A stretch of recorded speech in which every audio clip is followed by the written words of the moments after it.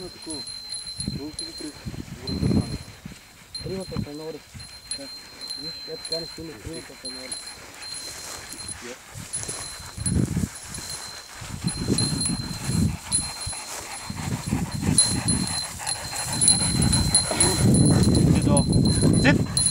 Сит, майки, на място.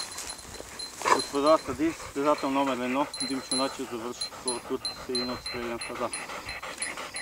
Тук кучето беше на стойка, аз се обявих стойката, но тъй като бяха драки, не заредих веднага, защото, както в предния случай, може би щеше да ми се наложи да го дигам и да... За по-голяма безопасност. Да, и за да не закача някъде пушката, да произведа нежелан изстрел. Сидо! Сид! Добре, благодаря за представянето. Благодаря и аз.